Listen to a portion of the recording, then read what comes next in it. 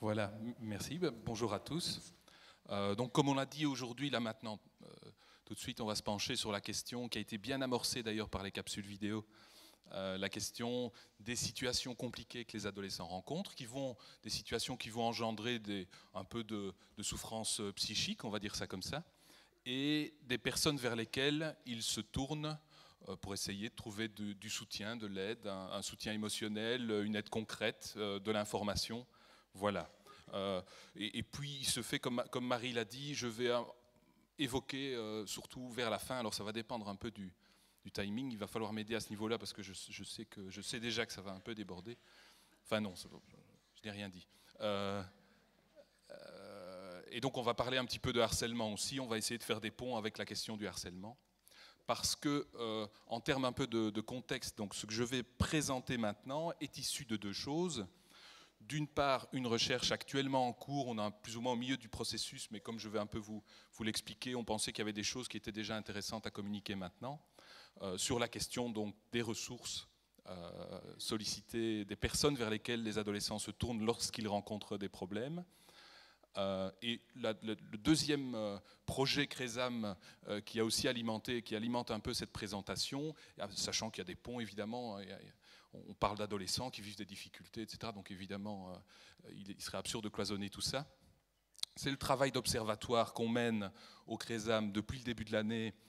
Donc on est financé par la Wallonie à hauteur d'un quart-temps pour réaliser une mission d'observatoire sur la question des usages et des usages problématiques d'Internet et des jeux vidéo, sachant qu'au CRESAM, on a développé maintenant depuis plusieurs années une expertise sur la question. Et il se fait que la première chose, le premier rapport de cet observatoire a concerné les questions liées au cyberharcèlement, et donc voilà, il y a des ponts qui vont pouvoir être faits avec tout ça. Alors juste, je ne vais pas perdre trop de temps avec ça, mais c'est quand même intéressant de planter un petit peu le décor. Cette fameuse recherche ressources, qu'on va nommer ressources entre guillemets, de quoi s'agit-il concrètement? Ce sont des questionnaires papier-crayon qu'on a fait passer dans 4 écoles du Hainaut, représentant aussi bien 4 écoles du secondaire, donc des enfants de 12 ans à 18 ans, parfois un petit peu plus, certains s'attardent un peu. 4 écoles du Hainaut représentant aussi bien l'enseignement général que technique, professionnel, qualification. Au total, 986 questionnaires ont été faits passer, donc on visait les 1000, on y est presque arrivé. Avec, alors vous allez comprendre après pourquoi, 814 questionnaires exploitables par rapport à ce que je vais vous montrer, tout simplement parce que quand on demande aux adolescents de partir au départ de problèmes qu'ils ont rencontrés, certains tout simplement nous disent qu'ils n'ont pas rencontré de problème, et donc ce qui est en soi une bonne nouvelle. Voilà. C'est la raison pour laquelle, d'ailleurs, ce que je suis en train de vous expliquer, on a un peu plus de filles représentées que de garçons. On constate que les filles ont plus facile à évoquer. Ça, c'est quelque chose qu'on va voir au fil. Et je pense qu'on a tous plus ou moins pu observer. Les filles ont plus facile de parler de leurs difficultés. L'âge moyen, 16 ans, un petit peu moins. Là, j'ai arrondi, un petit peu moins de 16 ans. Voilà. Alors, le principe du sondage en question, de l'enquête, est un petit peu original. En général, on ne procède pas comme ça, mais il nous a semblé intéressant de procéder de cette façon un petit peu hybride, intermédiaire entre une démarche qualitative et une démarche quantitative. On est parti avec les ados au départ d'une situation qu'ils ont vécue dans les quelques mois, ces derniers mois, l'année écoulée, on va dire ça comme ça. Et alors ils avaient là, je ne sais pas si j'ai un laser, mais ouais. Je ne sais pas si on voit bien. Ils avaient la possibilité, vous verrez ça un peu plus clairement après, d'évoquer en quelques lignes. Certains ont mis une petite phrase, d'autres ont commencé à faire une petite rédaction autour d'une difficulté qui a créé chez eux une situation de souffrance psychologique. Donc on n'est pas parti de catégories que nous avions en tête autour de ce qu'est la souffrance psychologique pour les adolescents, mais le point de vue c'était vraiment, voilà, partez d'un truc qui vous a fait au niveau psychologique, qui vous a fait souffrir, qui vous a mis dans un inconfort, qui vous a stressé, qui vous a déprimé, enfin voilà. Et on est parti de ces exemples-là. Après quoi, le questionnaire est d'ailleurs assez long, c'est pour cette raison, nous avons, alors, hop, oui ça c'est un exemple parmi donc 814 autres, une jeune fille qui explique, je me suis intégré autant que j'ai, là je ne sais pas bien lire où je suis, mais autant que j'ai pu à la classe pour finalement me faire rejeter. On m'a critiqué au plus haut point sur les réseaux sociaux, hein, alors qu'en classe, on ne me prête jamais attention. Enfin voilà. Ah oui, et puis ils étaient amenés aussi à évaluer dans quelle mesure cette situation avait été importante, un problème important, l'importance du problème pour eux. Hein, on voit ici par exemple, plutôt très important, enfin, ce sera aussi intéressant, sachant que, donc encore une fois, on ne s'est pas référé à des catégories diagnostiques connues, c'était pas du tout l'objet de, c'est pas une étude épidémiologique pour savoir de quoi souffrent les jeunes précisément en fonction du DSM, mais partant de leur réalité à eux. Et donc l'intérêt, finalement, on pourrait dire, quelles que soient les situations vécues, c'est la signification et l'intensité que pour eux, ces situations, ce que ça a engendré comme stress, on va dire ça de façon très générale, pour eux.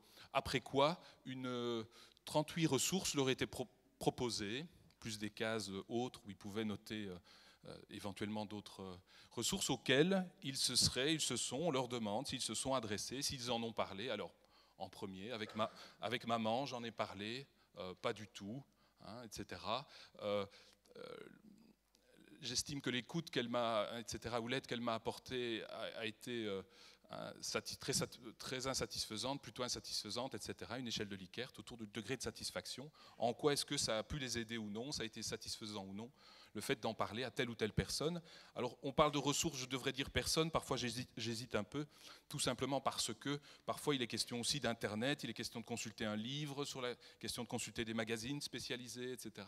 Donc les ressources, ce n'est pas uniquement des personnes.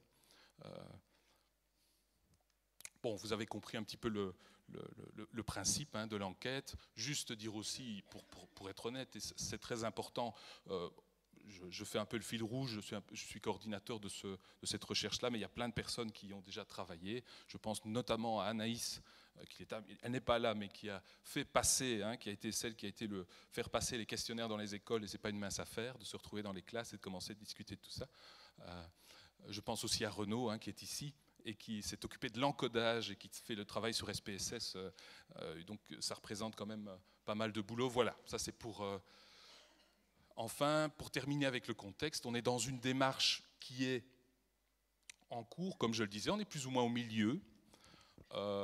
Ce travail ici plus quantitatif, il va être complété par un certain nombre de récits, ça a déjà commencé, de jeunes qui ont vécu des situations compliquées, notamment des situations de harcèlement par exemple, récits qui vont permettre alors de mettre un peu de chair et de comprendre un petit peu ce qui se cache derrière, enfin, la réalité derrière les chiffres, parce que c'est intéressant d'avoir des chiffres, mais ça ne nous dit pas toujours exactement ce qui se... Enfin voilà, ça ne nous dit pas toujours grand-chose en réalité, si on n'a pas des exemples concrets.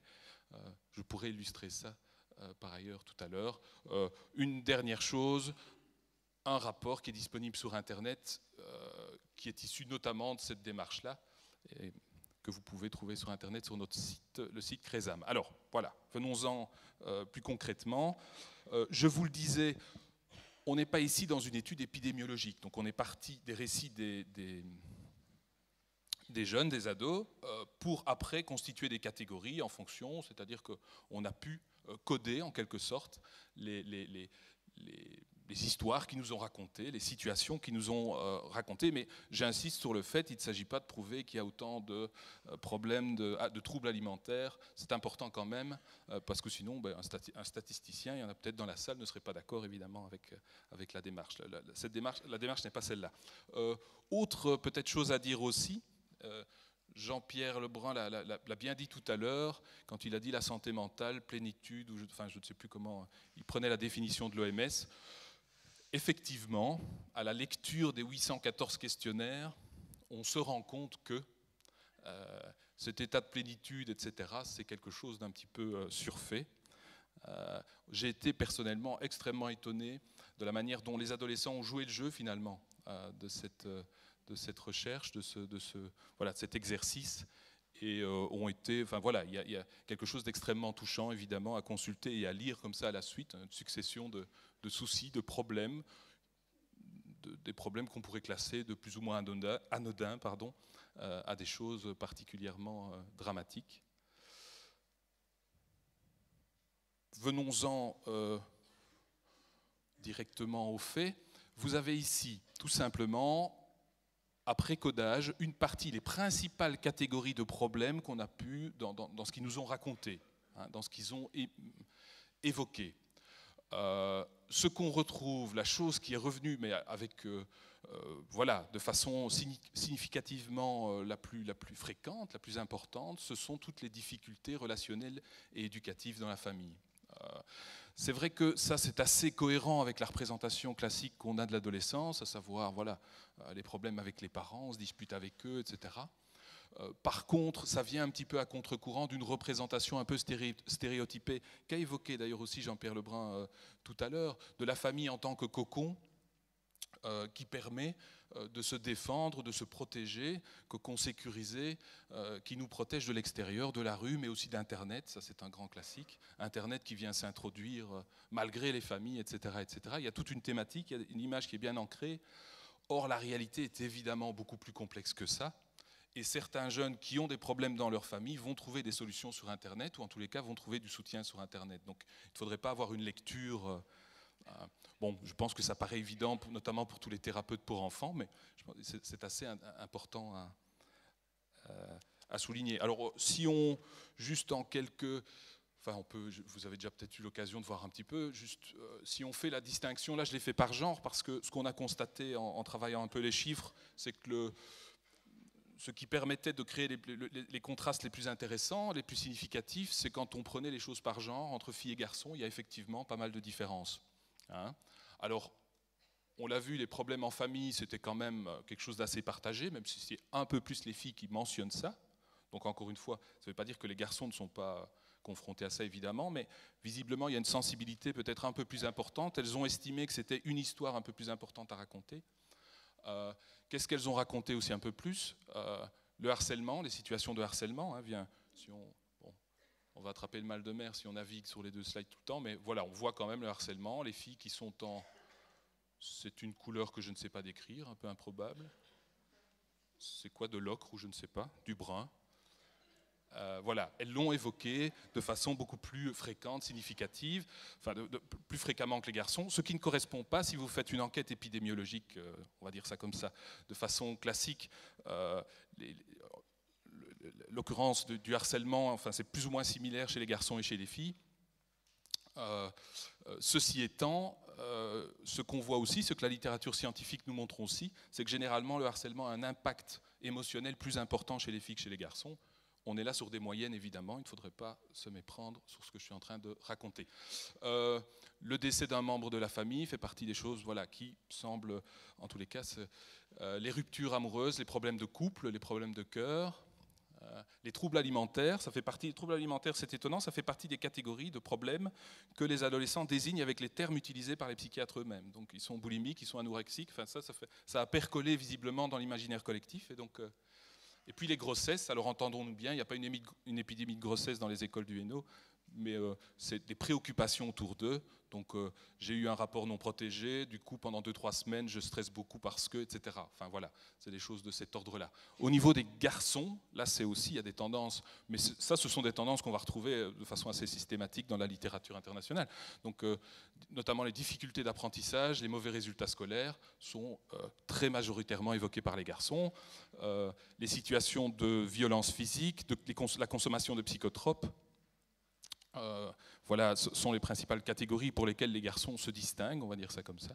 Et puis après, en dernier, j'ai mis un petit point d'interrogation, parce que ça, j'ai assez peu de sens à mettre à ça, j'ai pas retrouvé ça ailleurs, mais ce serait intéressant si vous avez des données là-dessus. Mais le divorce des parents, visiblement, il semblerait en tous les cas qu'ils ont...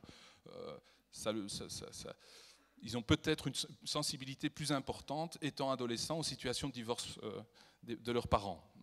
Voilà, avec un point d'interrogation. Ça, je ne sais pas du tout comment expliquer, sachant qu'elle est quand même, voilà, divorce des parents, on est quand même, les garçons sont quand même bien. Bon. Petite parenthèse au niveau, comme je vous l'expliquais, on leur a demandé un petit peu l'intensité de leur vécu par rapport à ça, c'est-à-dire dans quelle mesure ils estimaient le problème important. Là, j'ai repris quelques catégories parmi les principales. J'ai juste envie de dire deux choses par rapport à ça. D'une part, il y a une certaine logique. C'est clair que le décès d'un membre de la famille ou un problème de santé ou de santé mentale d'un membre de la famille, ce qu'on voit, c'est que donc, ce qui est en rouge, c'est ce qui est le vécu avec le plus d'intensité. en orange moyennement, et puis en jaune, voilà, c'est un problème jugé moins important. Mais on voit qu'effectivement, là, il s'agit de problèmes jugés fort importants. Les difficultés relationnelles dans la famille, c'est plus mitigé. Ceci étant, ce qui me semble ressortir et ce qui me semble assez important par rapport à ce graphique, c'est tout simplement que les adolescents ont évoqué des situations qui, pour eux, en moyenne, avaient quand même une importance,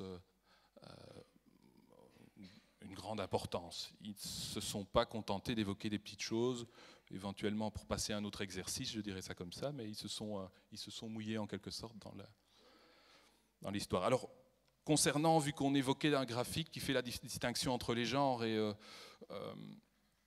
d'ailleurs les prochains le font aussi, peut-être une petite chose qu'on retrouve alors justement dans l'enquête, mais aussi qu'on retrouve de façon systématique dans la littérature internationale, c'est qu'en moyenne, l'adolescence est plus compliquée pour les adolescentes que pour les adolescents. Il y a quelque chose là, donc c'est-à-dire que toutes les recherches qui vont mesurer par exemple des indicateurs de bien-être, en général, ils seront plus bas chez les filles que chez les garçons. Enfin, en général, c'est systématique. Si ce n'est pas le cas, il faut revoir un peu la recherche, c'est qu'il y a eu un bug. Les indicateurs de dépression seront en moyenne plus élevés chez les jeunes filles, chez les adolescentes, que chez les garçons. Alors pourquoi? Quelles sont les explications, en tous les cas les principales explications qu'on peut donner à ça? D'abord, on peut se dire que la réalité aussi bien sociale que biologique des filles est différente, du moins en partie, de celle des garçons. Et donc probablement que les jeunes filles ont plus de choses un peu compliquées à gérer. On peut l'imaginer. Ce qu'on sait aussi, c'est que les stratégies mises en place par les filles, par les adolescentes, et c'est d'autant plus vrai qu'elles sont plus jeunes, ça tend à se complexifier aussi bien chez les filles que chez les garçons avec l'âge, mais les stratégies qu'ils vont mettre en place pour gérer leur situation de stress, ce qu'on appelle parfois les coping, enfin ça dépend, il y a différents termes, ces stratégies seront,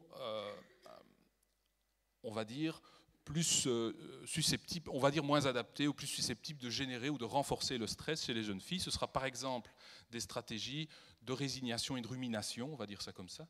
La résignation, je ne sais même pas si on peut dire que c'est une stratégie, mais en tous les cas, tout ça n'est pas... Là, il s'agit... Enfin, c'est tout simplement extrêmement culturellement déterminé, évidemment. L'idée que les jeunes filles doivent se positionner, en tous les cas, plus passivement que les garçons par rapport aux problèmes qu'ils rencontrent. Et la rumination, le fait de ressasser son problème, est assez typique. Voilà, des jeunes filles, que chez les garçons, alors des stratégies qui seront privilégiées sont plutôt des stratégies du contrôle par l'action. On va essayer de faire. Les garçons sont invités dès leur plus jeune âge à se montrer actifs. Et puis des stratégies de distraction. Ça, j'ai envie, pour travailler sur la question des jeux vidéo, il y a quelque chose là évidemment qui est fort utilisé. Jouer aux jeux vidéo pour se distraire des problèmes qu'on a par exemple à l'école, c'est un grand classique. D'ailleurs, quelqu'un qui joue énormément aux jeux vidéo, une des hypothèses qu'on peut poser, c'est tiens, est-ce qu'il n'y a pas un souci par exemple à l'école? Voilà. Donc le genre est une variable explicative extrêmement importante des différences en termes de bien-être. Oui, enfin ça je ne sais pas,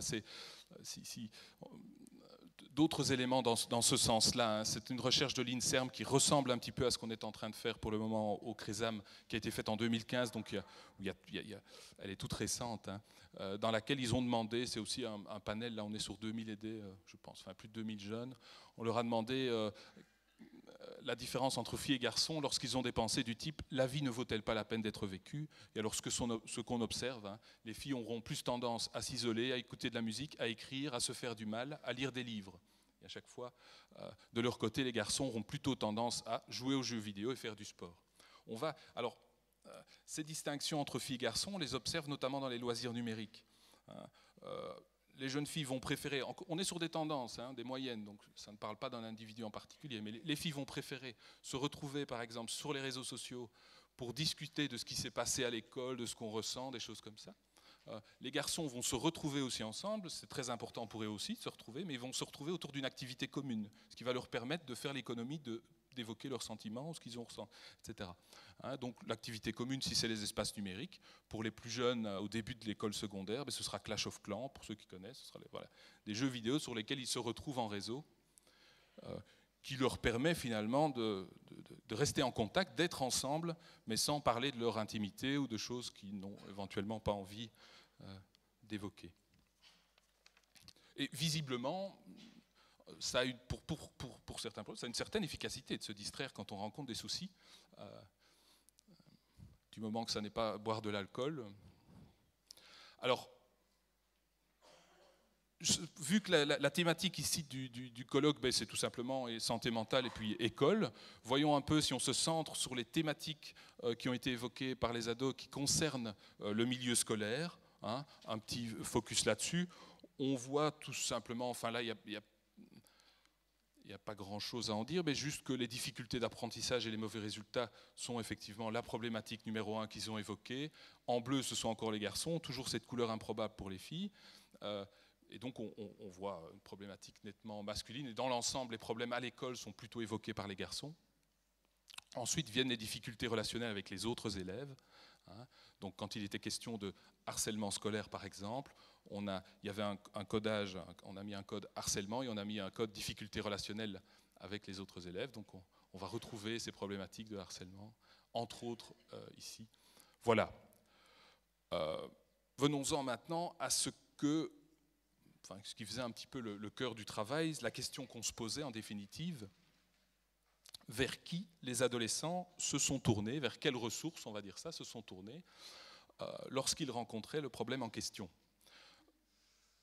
Peut-être préciser que le terme de ressources ici a une acceptation, on la prend avec une acception, on le prend une acception assez limitée. Quand on parle de ressources ici, il est question encore une fois des personnes qui vont apporter un soutien, que ce soit émotionnel, informationnel ou on va dire instrumental, c'est-à-dire essayer d'avoir une action concrète.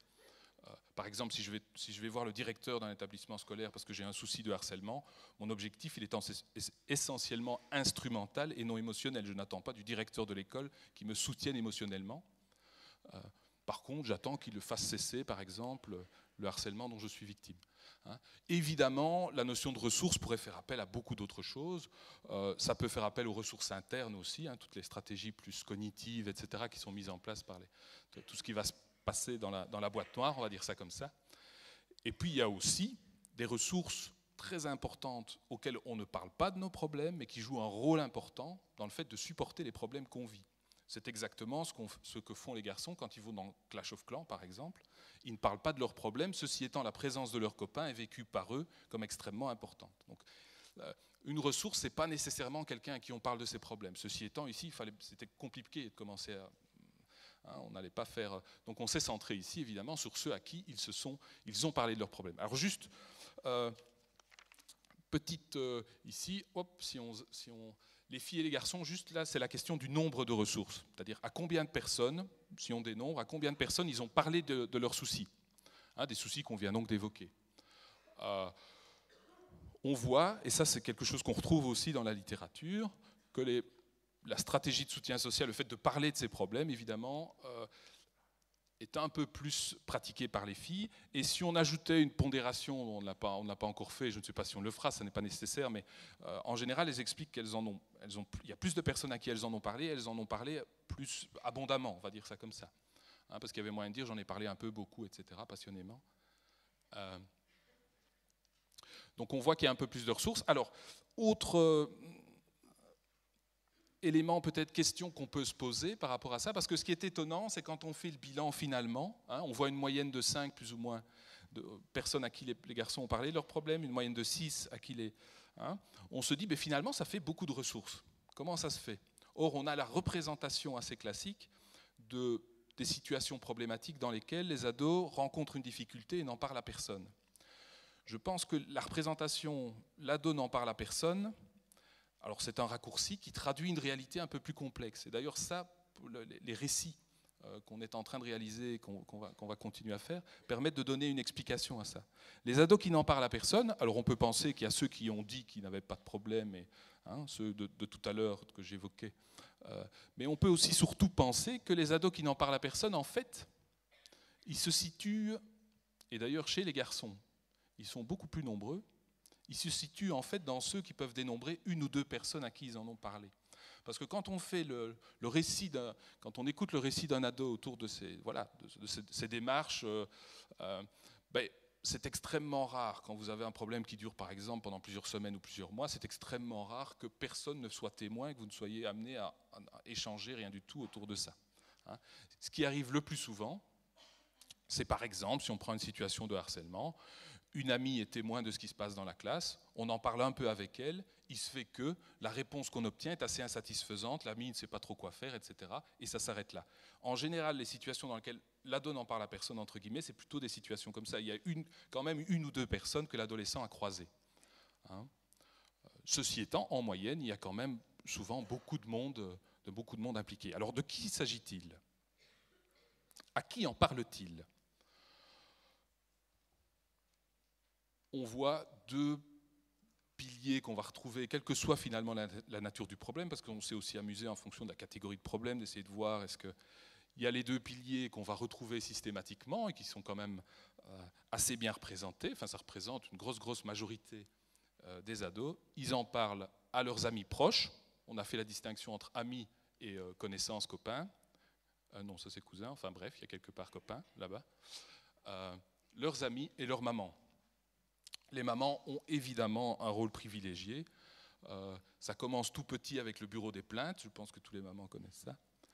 Et ça continue avec le fait plus sérieusement que la maman, toutes les enquêtes, tout ce qui concernant la santé publique, montrent que les mères sont un peu dans les familles, les référents santé bien-être, hein, elles tiennent le dossier médical à jour, c'est elles qui savent si tu as le petit, quel vaccin a-t-il eu, etc. Et je pense que c'est aussi un peu comme ça pour tout ce qui concerne de façon plus large les questions du bien-être. Donc, place importante de la maman, les amis. Les papas, alors les papas, on va le voir, ils sont pas mal placés, mais enfin, on voit quand même, il y a quand même une fameuse différence avec la maman. Les garçons ont un peu plus facile que les filles pour parler avec leur père. C'est ce qui ressort de la chose. Alors, deux choses que j'avais envie de pointer, qui me semblaient, alors on voit, enfin vous pouvez, vous voyez un petit peu, et encore le graphique n'est pas terminé, vous allez voir après, il y a une seconde, il y a une traîne comme ça de ressources, hein, ce qui montre aussi finalement, souvent les enquêtes, tout simplement, se contentent de, hein, lorsque tu as un problème, est-ce que tu en parles à ton... Et alors les parents sont cités, on cite les principales ressources. En l'occurrence, quand on laisse la porte ouverte à beaucoup de ressources, on a un petit peu des surprises. Alors deux choses moi, que j'avais envie de pointer par rapport à ça, c'est la place des beaux-parents et les petits-amis. Petits-amis, petites-amies. Hein. Ici, vous voyez, j'ai mis les bâtonnets en bleu clair, c'est tout simplement parce que j'ai ramené le pourcentage à ceux qui avaient, par exemple, des beaux-parents. Il est clair, ou sinon les beaux-parents, ils se retrouvent un peu plus bas, tout simplement parce que tout le monde n'a pas des beaux-parents, tout le monde ne vit pas dans une famille recomposée, etc. Pour ceux qui en ont, eh ben, on peut constater que les beaux-parents, finalement, un petit peu loin de l'image qu'on a de la marâtre ou de Cendrillon ou que sais-je, les beaux-parents sont des ressources, finalement, pas mal sollicitées, et on verra après, par rapport au niveau de satisfaction, hein, que les belles-mères, je pense, notamment, jouent un rôle assez relativement important. Les ados s'adressent à elles, notamment, pour évoquer leurs problèmes. Et alors les petits amis, hein, les petites amies sont bien classés, avec un haut degré de satisfaction, mais ça on le verra tout à l'heure. Ce qui est la proximité affective est un des paramètres évidemment importants le fait de se confier à quelqu'un. Mais en tous les cas, je trouvais que cette question des beaux-parents me semblait assez intéressante. Alors, si on continue, là c'est la suite, hein, c'est parce que sinon c'était illisible si je mettais tout. Bon, je ne sais pas trop ce qu'il y a. Il y a plein de. On constate que, par exemple, certains vont aller voir des voyantes, certains vont aller voir. Voilà, il y a plein de ressources mentionnées, des médecines non conventionnelles, enfin voilà, des choses. Ça fait partie des ressources qui sont mobilisées. Je pense que si on prenait pas des adolescentes, des adolescents, mais des personnes plus âgées, je pense qu'on aurait le chiffre serait encore plus haut. Alors juste peut-être souligner concernant alors. Je vais expliquer après pourquoi, ça n'est pas évident à mesurer, mais concernant les services de type planning et services de santé mentale, vous allez me dire attention, ce n'est pas la même chose un planning et un service de santé mentale, mais c'est-à-dire que pour les jeunes, ce n'est pas toujours évident de faire la distinction entre eux, donc de faire la distinction entre ces services, et donc quand on mesure ça, voilà, c'est toujours un petit peu aléatoire. Ceci étant, ils sont quand même 7,1% à avoir mentionné le fait qu'ils s'étaient adressés à un professionnel d'un service de ce type. Dans la foulée, on leur a demandé aussi s'ils connaissaient, vu qu'on leur posait la question, est-ce qu'ils connaissent ou non les services en question. Là, je vous en mets quelques-uns, enfin, je ne vais pas... mais Enfin, ça semble assez logique. Les PMS sont a priori bien connus des élèves. Bon, il reste encore un petit, on se demande, c'est étonnant, il y en a quand même qui ne connaissent pas. Mais le planning familial, les plannings sont visiblement très bien connus des jeunes, ce qui est assez normal. Souvent, ils s'invitent, dans les écoles, ils réalisent des animations, etc., notamment sur les VRAS. Des services comme les maisons médicales sont un petit peu connus, et puis les SSM, ils arrivent plus ou moins à la fin. 16% de jeunes connaissent les SSM. En général, ce sont les ados qui ont eu directement affaire à un SSM ou dont un parent, un proche, un frère, une sœur a eu affaire à consulter un SSM. En soi, je ne suis pas persuadé que ce soit un problème. Il n'y a peut-être pas de nécessité à ce que tout le monde connaisse l'existence et tous les ados connaissent l'existence. Ça, je ne sais pas. C'est une question qu'on pourra débattre après. Les ressources en fonction du genre, les différences entre filles et garçons par rapport à ça. Alors, toujours les deux piliers, hein, donc les amis et la maman. Les amis, c'est un petit peu plus les filles. Hein, donc les filles vont plus volontiers parler de leurs problèmes avec leurs amis, consulter Internet, ça c'est très genré aussi, c'est-à-dire que les filles vont beaucoup plus sur Internet pour aller chercher du soutien ou chercher de l'information. C'est quelque chose qu'on va retrouver aussi de façon transversale dans la littérature sur la question, sur l'e-santé, sur l'Internet santé.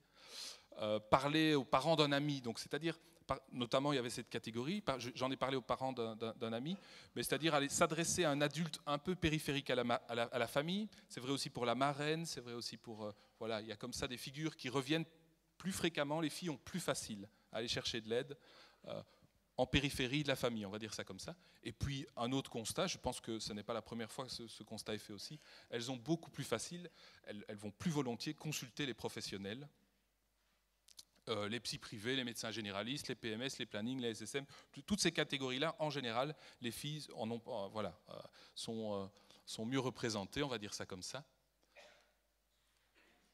Alors pour ce qui est des garçons, on est un petit peu dans le cliché, mais enfin, eux, ils ont plus facile... par rapport aux filles à quoi? Ils ont plus facile à parler avec leur père et avec leur coach sportif. On est un petit peu, on se croirait dans un film américain, mais voilà. C'est comme ça. Hein. Oui, juste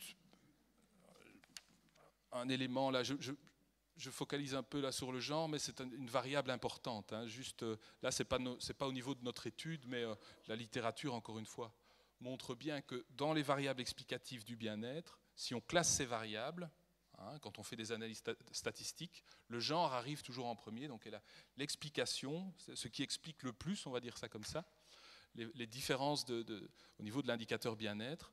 La facilité de communication avec les parents est la deuxième chose qui va intervenir. L'âge, c'est-à-dire les plus jeunes ont toujours un peu plus de mal à faire avec les difficultés, leur capacité à gérer le stress et à gérer les problèmes ne sont pas encore bien diversifiées, elles sont plus stéréotypées, ça se diversifie et ça s'assouplit avec l'âge en général.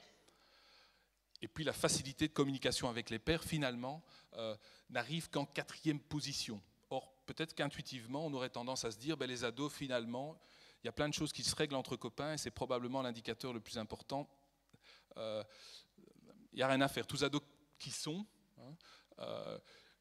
la facilité notamment de communication avec les parents reste vraiment un des facteurs de protection les plus importants par rapport aux problèmes, au stress psychologique qu'ils pourraient rencontrer, aux difficultés, aux problèmes de santé mentale. Alors les ressources sollicitées pour les problèmes qu'ils auraient pu rencontrer, qu'on a vu les problèmes à l'école, qui concernent l'école. Qu'est-ce qu'on peut dire? On retrouve toujours les fameux, les deux mamans et les amis proches. On constate aussi que les professionnels de l'école, pour le coup, remontent dans le classement, ce qui semble tout à fait logique, évidemment. On a vu que, par exemple, le premier problème rencontré, c'était les difficultés, les mauvais résultats scolaires, on va dire ça comme ça. Du coup, les profs arrivent là, remontent fortement dans le classement, et on voit clairement aussi, encore une fois, que les filles ont beaucoup plus facile, on voit les profs, Internet, ont plus facile, le PMS, les éducs, ils sont là. Plus facile à consulter, à solliciter l'aide de la part des professionnels de l'école. Petite parenthèse par rapport à ça, parce qu'il y a pas mal de recherches intéressantes sur cette facilité qu'ont ou non les enfants et les adolescents à solliciter l'aide des enseignants, notamment à l'école. Et il y a notamment, enfin voilà, une recherche ici qui a pu montrer que les garçons étaient particulièrement sensibles à la perception qu'ils avaient du souci que se font les enseignants par rapport à leur bien-être. Pour le dire autrement, dans une école où les élèves perçoivent les enseignants comme étant soucieux de leur bien-être, les garçons ne sollicitent que 2 fois moins d'aide que les filles. Par contre, dans un établissement scolaire où les élèves ne perçoivent pas les enseignants de cette façon, les garçons sollicitent 5 fois moins d'aide que les filles. Donc l'impact du genre est modéré ou non en fonction de la représentation que les garçons et les filles vont se faire des profs. Alors c'est une représentation, ça ne veut pas dire que c'est vrai, c'est leur perception. Comme je vous l'expliquais, on a aussi mesuré un peu leur satisfaction par rapport à l'aide obtenue, le soutien affectif, information, etc. On voit les familles, alors les familles, donc là j'ai regroupé papa, maman, etc. On est plus ou moins sur le même schéma. L'élément inquiétant étant évidemment ceux qui sont, par exemple, qui s'adressent à leur famille et qui sont très insatisfaits, pour lesquels ça n'a pas du tout fonctionné. On peut penser que ce sont des ados pour lesquels on peut s'inquiéter a priori. Enfin, et on voit que les beaux-parents s'en tirent pas mal. Non seulement on leur parle assez fréquemment des problèmes, et en même temps ils s'en sortent bien. Alors si on prend la catégorie des copains, les connaissances, les amis et les petits-amis, on voit que finalement les ados ils sont pas bêtes. Ils se tournent plus facilement vers leurs amis et leurs petits amis, petites amies, mais c'est tout simplement aussi parce que le taux de satisfaction par rapport à est meilleur. Enfin voilà, on voit que la proximité affective détermine notamment, mais pas uniquement la proximité affective, parce que le niveau de satisfaction, 5 minutes, c'est une catastrophe, je ne suis qu'au milieu de mon truc. Bon, c'est pas grave, je vais voilà.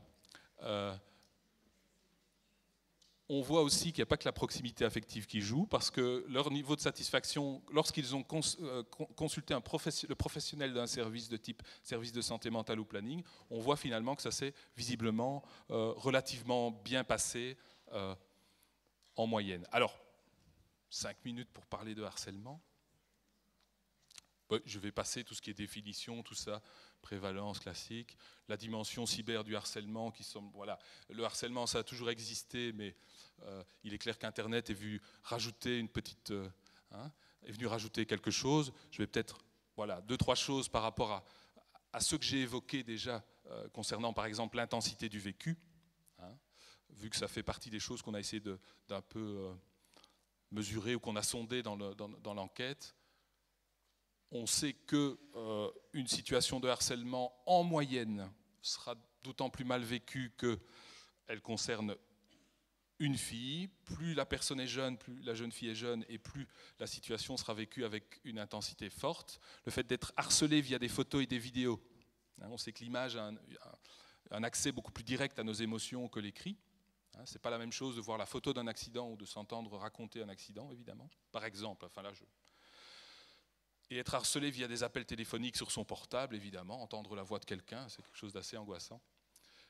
Et alors le mélange, être en contact dans la vie réelle avec son cyberagresseur, donc c'est par exemple, c'est quand ça se passe à l'école et sur les réseaux sociaux, c'est le mix des deux qui a, semble-t-il, un impact particulièrement fort. Et puis le fait d'être harcelé à une fréquence élevée et durant longtemps, ça paraît assez évident. Autre élément qui me semble, là pour le coup, aussi fort important. Pourquoi est-ce que c'est difficile d'en parler ? Pour différentes raisons. La première, la peur des représailles par les harceleurs, assez logique. Toutes ces raisons sont d'ailleurs assez logiques, ça amène à réfléchir. Je pense que c'est vraiment le genre de choses qui peuvent aider à imaginer, à produire des solutions. La peur d'être jugé comme faible par les pairs, de ne pas savoir se débrouiller, d'être un bébé, etc. La peur que les adultes réagissent dans la précipitation et dans l'excès, sans se concerter avec eux. Papa qui traverse la cour de récré pour aller essayer d'aller choper celui qui, ou etc. La peur d'être jugé par les parents, de les décevoir ou d'être sanctionné. On sait que quand on est il y a quelque chose qui n'est pas nécessairement rationnel, mais les victimes ont toujours un sentiment de culpabilité et de honte. Il y a quelque chose de cet ordre-là. Et ça peut aussi être lié au fait que le harcèlement est aussi lié à des choses que l'adolescent a fait ou l'adolescente a fait et que les parents ne sont pas censés savoir et qui sont un petit peu en dehors des règles des parents. La peur de se voir retirer leurs outils de connexion pour protéger leurs parents. On sait aussi qu'à l'heure actuelle, on est tous extrêmement sensibles à la souffrance de nos enfants. Nos enfants en ont bien conscience et donc on est dans une situation paradoxale où nos enfants ont peut-être un peu plus de mal à nous parler de leurs soucis parce que tout simplement ils veulent nous protéger. Ce n'est pas parce qu'ils ont le sentiment qu'on s'en fout, mais c'est justement parce qu'ils ont le sentiment que ça nous inquiète énormément. Et puis tout simplement pour éviter les crises, on est tous, en moyenne pas tous, mais en général, on essaye d'éviter les crises dans les systèmes qu'on fréquente, dans la famille, etc. Or, on sait bien que révéler certaines choses va susciter une crise et beaucoup de personnes évitent tout simplement de révéler ce dont ils sont victimes, tout simplement parce qu'ils savent que ça va foutre le boxon et que naturellement ils sont portés à éviter ça. Alors ils en parlent à leur maman, à leurs amis, à leur papa. Là, les mamans, 75%, les amis, on voit que c'est quand même beaucoup plus les filles, 91% de filles. Leur papa, là c'est plus les garçons, 67% des garçons vont en parler à leur père, contre 46% des filles, à un prof, 51% des filles, donc on en parle quand même pas mal aux profs, et puis etc. Il y a les frères, sœurs, les copains, les cousines, les amoureux, un éducateur, 31%, 25% vont en parler, la direction de l'école, et là la direction de l'école, on est sur 42% de garçons et 23% de filles. On peut se demander pourquoi, probablement pour deux raisons. La première étant que le harcèlement entre garçons implique généralement plus des situations de violence, de passage à l'acte violent, explicite. Et donc ça amène généralement, dans les écoles, il y a une intolérance par rapport à ça. Tout ce qui est violence symbolique est plus difficile à les percevoir ou bien les insultes, enfin des choses comme ça. Et c'est généralement moins sanctionné. Mais bon, quand il y a violence physique, évidemment, les gens sont éventuellement convoqués chez le directeur. Et puis il y a une deuxième raison, c'est que, comme on l'a vu, la stratégie des garçons, les garçons sont plus orientés stratégie, on va dire solution, je ne sais pas comment, avoir une action concrète. Or, ben voilà, pour avoir une action concrète, d'ailleurs leur degré de satisfaction par rapport à l'intervention on n'a pas donné le détail là, mais des directions d'établissement est relativement bon par rapport à ces situations de harcèlement. Juste, comme il ne me reste plus grand-chose, je passe. Agir contre le harcèlement, réflexion concernant la prévention sur cette question, au départ notamment de ce qui vient d'être dit. Premièrement, effectivement, il est intéressant, il est important de sensibiliser à travers des animations. On va expliquer ce qu'est le harcèlement. Il est important effectivement que ce soit bien clair pour tout le monde parce que ça ne l'est pas toujours, ce qu'on peut faire, ce qu'on ne peut pas faire. Enfin, je rejoins un peu là ce qui a été dit par Jean-Pierre Lebrun. Enfin, il y a une clarté là qui doit effectivement s'installer dans le phénomène. À partir de quand est-ce qu'on est dans la plaisanterie? À partir de quand est-ce qu'on est dans quelque chose qui devient, etc. Une réflexion autour de ça. Donc il y a de la clarté qui doit s'installer dans le règlement, un règlement juste, etc. Bref. Donc ça c'est important. Ceci étant, c'est loin d'être suffisant si on ne pose pas non plus la question des ressources à disposition des adolescents, des ressources, alors je vais un peu donner des exemples, mais notamment lorsqu'ils sont confrontés à une situation de harcèlement. C'est important que tout ça soit identifié. Uniquement faire de la sensibilisation, une activité de 50 minutes sur le harcèlement en classe, ça n'est certainement pas suffisant. On aura l'impression d'avoir fait quelque chose, mais évidemment, je dirais 2 semaines après, tout ça sera déjà oublié. Alors concrètement, travailler les ressources, ça veut dire entre autres, là c'est des exemples, on pourrait imaginer plein de choses, et là j'évoque des exemples autour de choses qui sont connues, il y a déjà des projets qui existent par rapport à ça, mais travailler les compétences relationnelles des jeunes et des adultes aussi. C'est vrai qu'on focalise sur les jeunes, mais je pense que quand on parle de harcèlement scolaire, je pense que toute la communauté, toutes les personnes qui vivent dans l'établissement scolaire sont concernées. Ce qui est assez scandaleux, c'est quand on fait des animations envers les enfants concernant le harcèlement et que, éventuellement, enfin, les autres adultes de l'école ne sont pas présents. Ça, c'est un non-sens. Travailler les compétences relationnelles, par exemple, des enfants, vous connaissez probablement tous, ou beaucoup d'entre vous ici, ce que Bruno Imbeek de Lumons propose autour de groupes de discussion régulés par un adulte, de groupes de parole pour les enfants, dans lesquels ils vont apprendre à dire leurs émotions, à dire ce qui a été difficile pour eux, et à trouver ensemble des solutions à ces problèmes. Donc voilà, c'est une façon de fonctionner, mais c'est une façon de développer des compétences relationnelles et des ressources chez les enfants. La question de la disponibilité des adultes, de leur sensibilité au bien-être des enfants, elle est cruciale. Le fait que les adultes soient dans une disposition de tolérance zéro par rapport aux actes de violence, qu'ils soient physiques ou symboliques, avec les enfants, on sait, ça a été quantifié, c'est quelque chose de connu, parce qu'en Belgique et en France, on découvre un peu ces phénomènes de harcèlement. En tous les cas, on en parle beaucoup depuis 2 ans. Il se fait que dans d'autres pays, comme dans les pays scandinaves ou aux États-Unis ou au Canada, c'est des phénomènes qui travaillent depuis plus longtemps et il y a des solutions, il y a des choses. On sait que si les enfants, dans les classes où les adultes se préoccupent du bien-être des enfants et sont fort interventionnistes quand ils perçoivent des interactions violentes entre enfants, mais ce qui ne veut pas dire uniquement des coups, ça veut dire aussi des insultes, ce seront des classes dans lesquelles tout simplement il y aura moins de harcèlement. Il n'y a pas de mystère. Et alors là, je rejoins tout à fait Jean-Pierre Lebrun, la question de l'engagement intervient énormément, évidemment. L'identification, troisième, et puis je vais m'arrêter à ça parce que je pense que j'ai déjà explosé les 5 minutes. L'identification de personnes et de lieux ressources aux méthodes connues, que l'enfant, que les parents, que les personnes qui vivent dans l'établissement scolaire, qui le fréquentent, qu'il soit clair pour tout le monde. Voilà, il y a une situation de harcèlement, on peut aller voir un tel ou une telle, et la méthode qu'il va utiliser pour essayer de gérer les choses, on la connaît, et elle a fait ses preuves. Parce que comme on l'a vu, évidemment, les adolescents ne vont pas aller solliciter des méthodes qui ont foiré. Il suffit que ça foire une fois, et ils n'iront... Enfin, je veux dire, si quelqu'un s'est mis en difficulté en allant dénoncer une situation de harcèlement, et si ça se sait dans la cour de récré, évidemment, plus personne n'ira. Donc il faut des méthodes connues qui tiennent compte des craintes des enfants. Et ça, il existe, par exemple, l'Université de paix forme à la méthode qu'on appelle Noblème, pour ceux qui connaissent, c'est un exemple parmi d'autres. Donc si vous avez, voilà, on peut imaginer, d'autres dispositifs, mais dans les écoles formées à ça, les enfants savent, et les enseignants aussi, que s'ils sont témoins de quelque chose, victimes de quelque chose, ils peuvent aller en parler à tel prof, qui va mettre en place un dispositif qu'ils connaissent bien, et dont, a priori, l'efficacité a plus ou moins été prouvée. Mais ça n'empêche pas d'évaluer, à partir du moment où on met ça en place dans une école, ça n'empêche pas d'évaluer le dispositif, forcément. Parce qu'en l'occurrence, l'inefficacité, ou si on fait pire que bien, ça va se payer cash, enfin, ça va très vite se savoir dans la cour de récré. Je vais m'arrêter là, même si j'avais encore plein de choses à dire. Mais ouais.